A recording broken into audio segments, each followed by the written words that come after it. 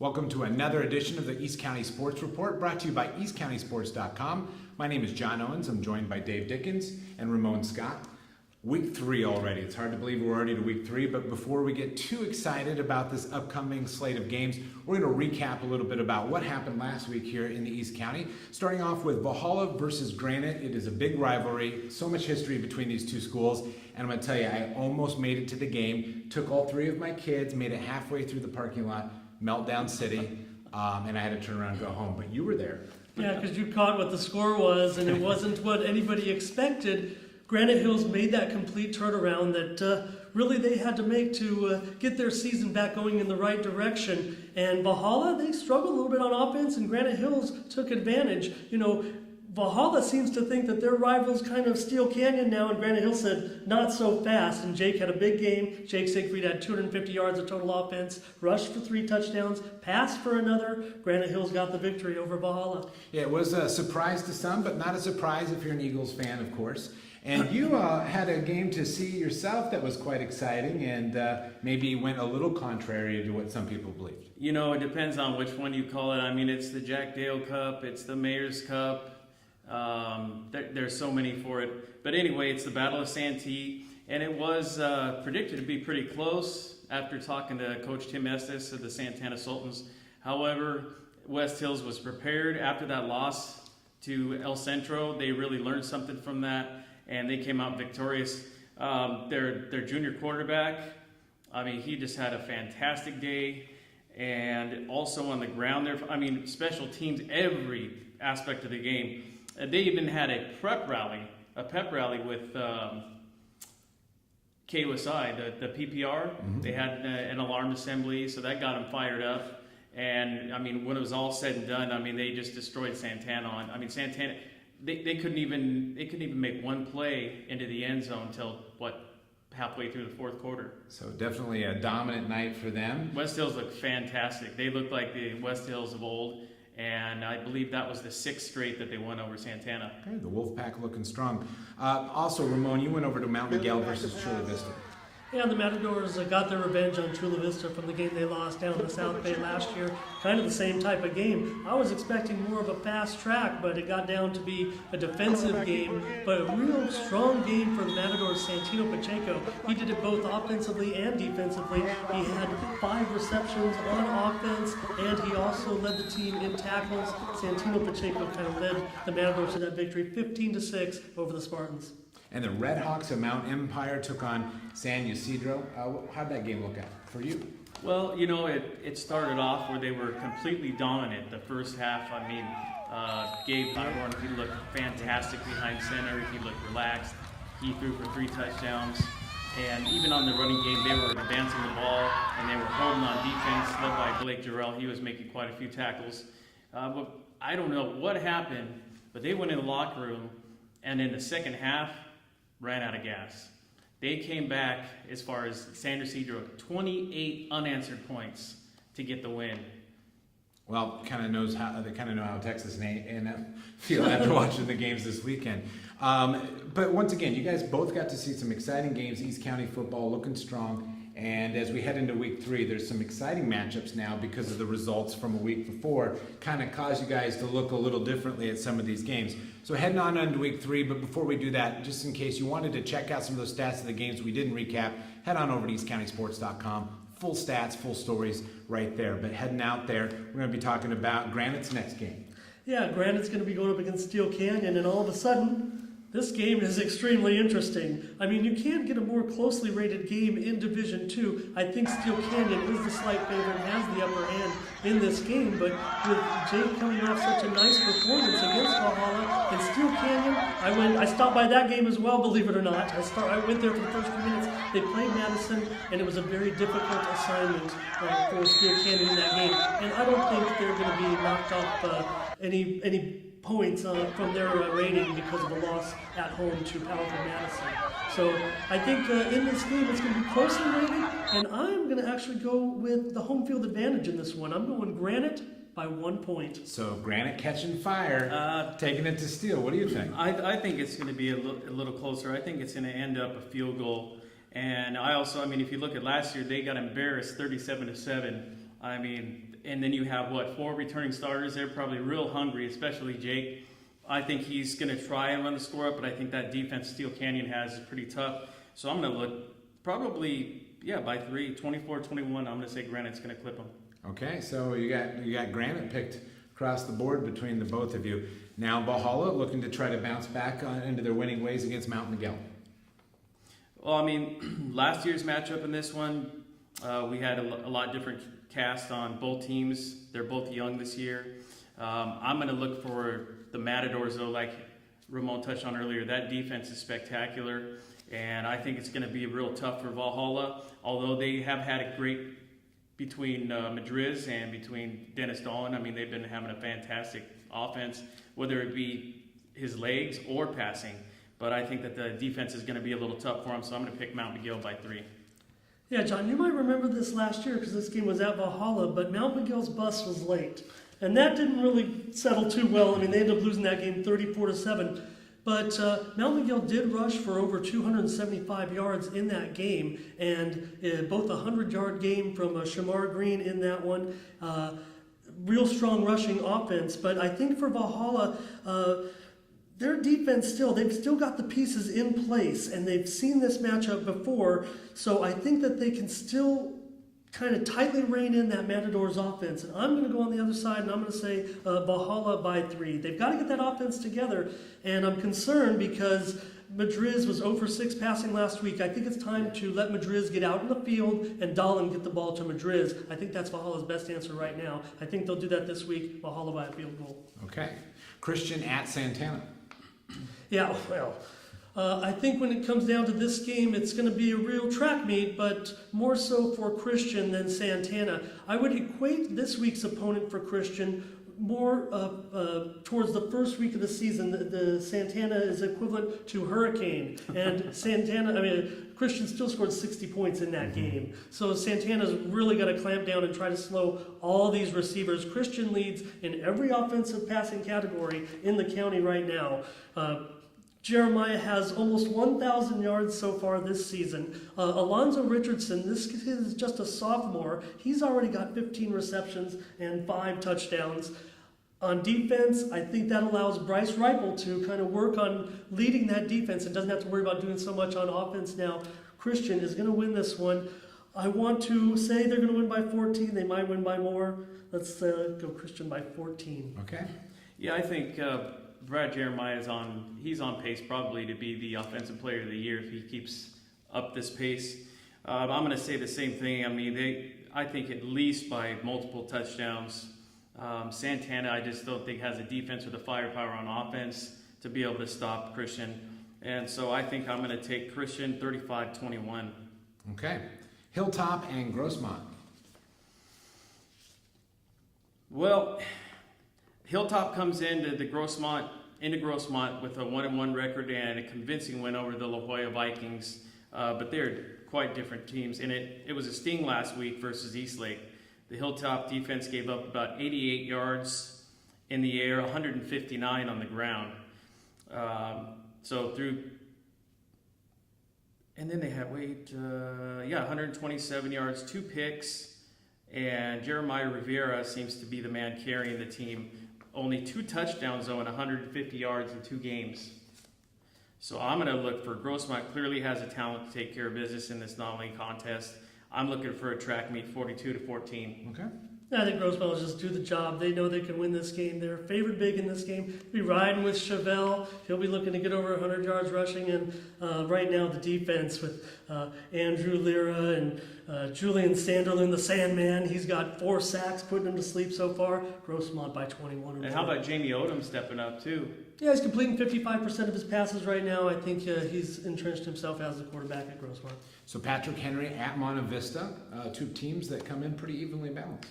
I would say so. I think Patrick Henry's definitely on the downward trend right now, and they're going to have to get healthy. Last week's game for the Monarchs, they played very good against UC in that important ball game in Division 4. Monte Vista gave up 2 touchdowns early, then intercepted UC on the next 3 possessions, Then when the second half came, they forced 2 punts and then gave up the one big play that UC got a 50-yard score at the end of the game. UC beat Monte Vista in that game. I think Monte Vista is going to get down to business at home against Patrick Henry. They promised more passing at Monte Vista, and by gosh, we've gotten it. They threw 7 passes last week, completed 5 of them. That might be enough extra offense to get the Monarchs over the Patriots. Let's take Monte Vista by 6. Yeah, I mean, if you look to the last game Patrick Henry's coming out of, I mean, they got beat 77-0. 77-0 by Bishop, and he just took them to the house. Henry's only scored 14 points to the 2 opponents and 124 in 2 games, 2 interceptions, and 6 fumbles lost. So I'm definitely looking for Monte Vista to come in there, probably cause a couple of turnovers, take advantage on special teams as well. I'm looking at a 28-3 advantage Monte Vista. And Claremont versus El Cajon Valley. This is an interesting matchup.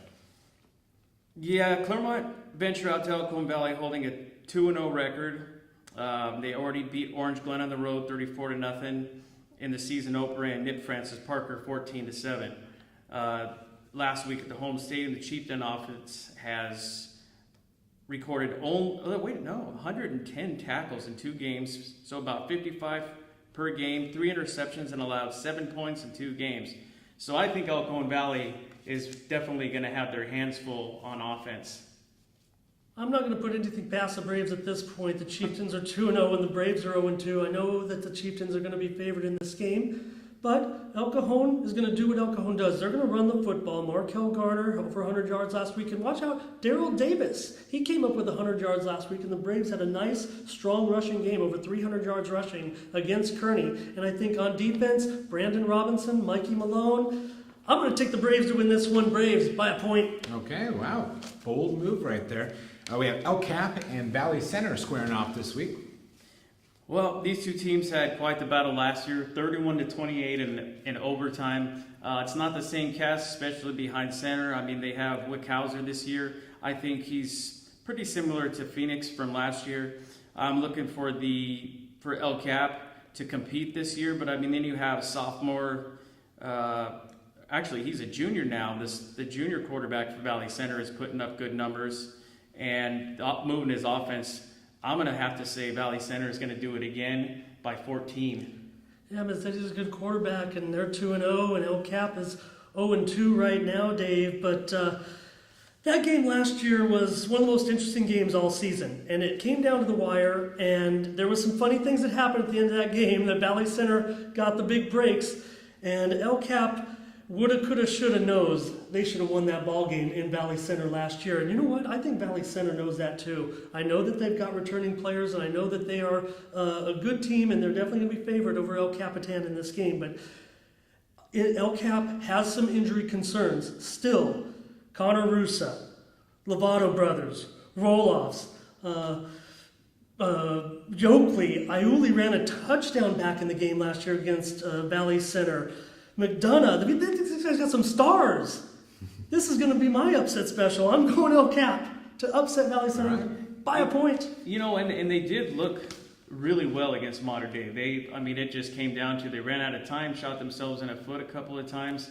And what Ron Berner told me, he at the beginning of the year, and he's trying to follow his recipe, is clock management. It's not something that he typically likes to do, but I think that would play in this one also. They're going to throw a wrinkle in there, and they're going to be in this game. I don't think that Valley Center knows what they're going to be, a little bit of a wrinkle, what they're expecting this week. Okay. A very interesting matchup. They're all interesting, but West Hills and Mission Bay. Yeah, these 2 teams played last year, and it did not go well for West Hills when they went out to Mission Bay, or the other way around. West Hills got the best of Mission Bay last year, 21-14. I was thinking of 2 years ago. That's how far back I go. This is only the 3rd time in the little series that they've played here, actually. But I think that Young is building a rapport, like you said, Jordan Young. He looked really good last week. He got our East County Athlete of the Week on offense last week, only because Brad won it the week before. I mean, you can't give it to Brad every week. But I think with Ryan Jewell and Cade Weaver and Wilchin, the tight end, I think he's developed a real good rapport. Pack needs a runner besides Young, but maybe they can figure that out, and I think the defense will do well. Bucks lost their game 27-0. I'm going Pack by 4. Yeah, and then you also, I mean, you throw that into the equation is that Mission Bay did have a bye, and from what I'm told, they lost one of their big running backs also, so they're not going to have near the firepower. But I was talking to Coach Casey, and what he was telling me is every time he goes down there, they got a lot of talent, regardless of if they lose somebody. But he's pretty confident that his squad, especially as he was touching on, Ryan Jewell, I think is one of the spectacular players on offense. I'm going to look for West Hills 36-7. Woo! Wow. Go Pack. All right, and our last one that you guys are talking about this week is Hoover at Mountain Empire. Well, go ahead, Dave. You saw him. I mean, Like This a tennis one, match, almost. this one is really scary. I mean, Hoover's won one game in 2 years. I mean, that's not a record to stand by. But the Cardinals actually won one game, and that was last week, and they beat Orange Glen 17-14. But as I said, they finished last year scoring 14 points, and that was on game 9. So I'm looking definitely.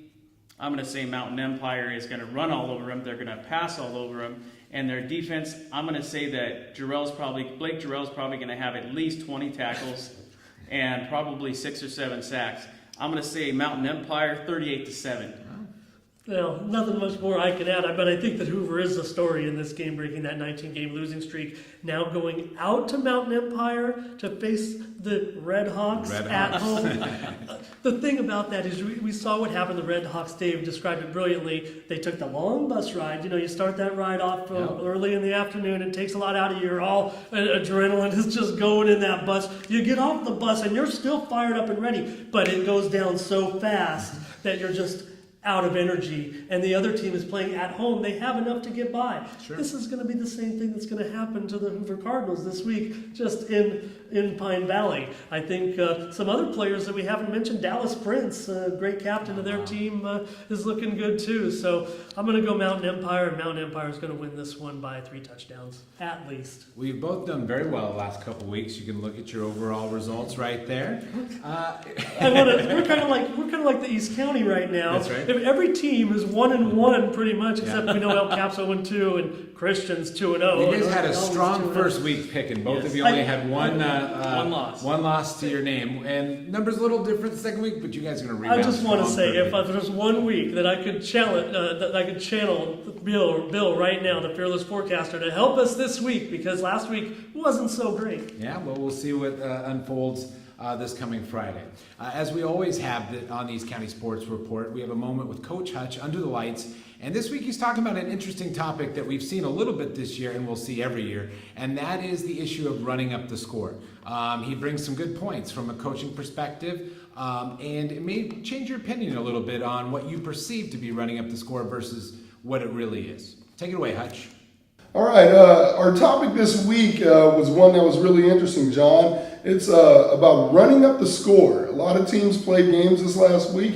Some did really well. As an offensive coordinator at Valhalla High School in the year 2005, one of the biggest games that I ever coached in was a game against El Capitan High School when the great Ryan Lindley was a junior quarterback, and we beat them 70-7.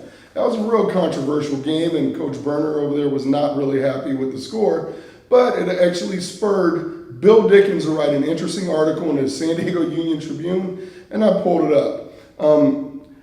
But I understand how running up the score, having big scores in football, can be very controversial.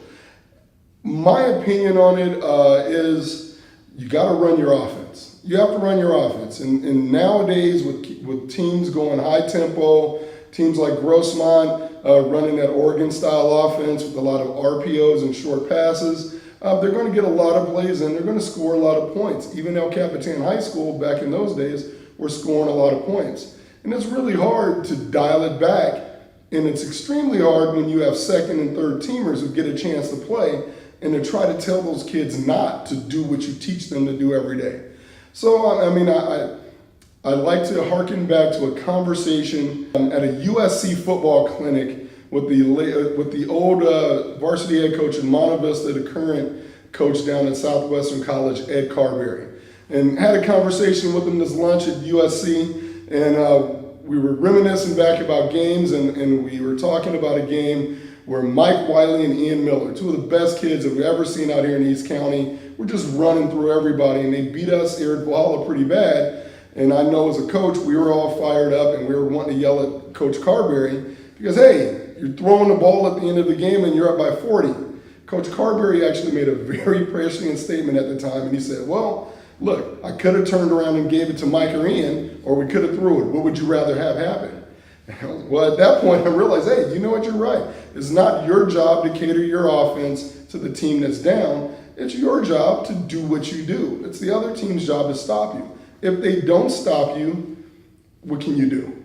So again, I know a lot of people get upset about high scores, but hey man, look, if it's your offense, your offense. When Grossmont High School scores 60 points, they're not going to stop throwing. They might dial it back, slow down their pace. They might throw short, but they're going to throw. That's what they do. Even El Capitan High School, who was very angry about that 70-7 game against Valhalla back in 2005, I pulled this up, which was interesting. In 2014, they played a team from Alberta, Canada, and beat them 70-0. So again, as much as you can try to dial it back, as much as you want to be nice to the teams on the other side, hey man, you got to go out and do you, and it's not your fault if those other guys don't tackle you. So keep running your offense and doing what you do best. Offensive coordinator's job is to score points. That's what I was trying to do.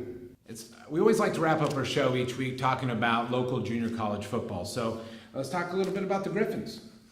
You know, the Griffins and the Mesa College Olympians, they really had a tough bout. Now, that's just because of the weather alone. It was 115 degrees at kickoff on the field. I mean, they were sucking down water, I would say, every 2 minutes. They couldn't get enough water. And the interesting one about this is they were facing a second-string quarterback that they had last year in Spencer. He went to the other side, now he's starting for Mesa College. And that's one of the things that Coach Jordan talked about. It was hard to play up-tempo because Spencer knew all the calls on offense. Brad Cagle, however, he did have a pretty decent day with his legs. He still had quite a few passes. He threw a long touchdown pass. Other than that, that was going to be the only 7 points that he scored, and Mesa College pretty much took it from there. All right, and what was the final score on that? And the final score was 36-7. Okay, and who do they got this week? Well, LA Harbor's coming to town. This game is Saturday at 1 p.m. at Grossmont. I think Grossmont maybe relied a little bit too much on the pass last week. Like you said, with Spencer Moyer now on Mesa, they had a good read on him. They were never really in the game. Maybe we can get down to some running with Jerome Johnson. He had 61 yards last week. He looked pretty good. Also on defense, Ernie Garcia, Logan Baker, Tyler Sepulveda. They were busy, but they're from the East County. They led the team in tackles. Compton comes in, LA Harbor comes in. They beat Compton last week 33-2. Compton's not very good. Griffins need to win this game to build their confidence. Absolutely, and I think that's a good formula, is to go with Jerome Johnson, because they were putting it all on Brad. I mean, Brad's great with his legs, he's great with his arm, but I think they need to mix it up if they're going to win this game against LA Harbor. Well, it should be an exciting week for both junior college and local prep schools in the East County. Of course, you can get all those recaps and stats over at eastcountysports.com. Once again, on behalf of the East County Sports Report, we'll see you next week.